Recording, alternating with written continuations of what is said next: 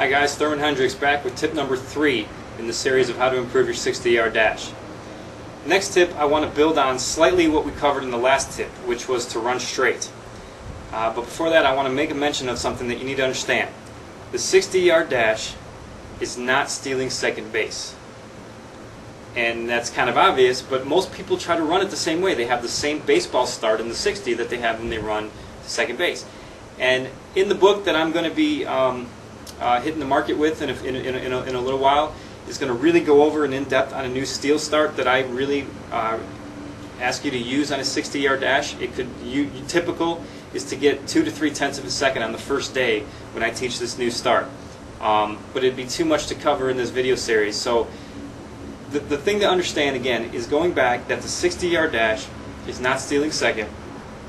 And what that means is that you don't have to worry about getting picked off of first base.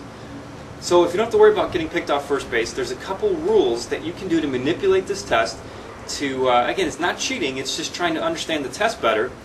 And so the biggest thing to understand is that front foot. If you take a look at this picture, that front foot needs to be pulled back. It needs to be open and pulled back. So if you look at the toe is also open and it's turned towards the direction that you will be running.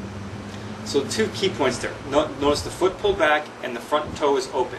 Why is that? Well, we don't want to have to make our turn once we start running. Remember, the scouts usually start their watch, usually off of the first movement. So if your first movement is turning and not covering ground, you're already losing time. Why do we want to pull the foot back? The reason we want to pull the foot back is so that that back foot doesn't have to go out and around instead of coming directly at the distance that we want to go. So, again, the shortest distance between 2 points is a straight line. That back foot does not want to go out and around if we want it to be the shortest distance between 2 points. So, with tip number 3, pull the front foot back and open it up a little bit towards second base. And I actually recommend opening that foot up greatly, almost 90 degrees, because as you can see from those pictures, it almost looks as if I'm still in a baseball start, and a scout probably is not going to call you and have you change your start here.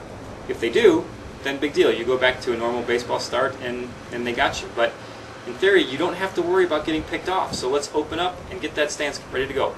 All right, Thurman Hendricks signing off on tip number 3. I will see you guys in a couple days for tip number 4.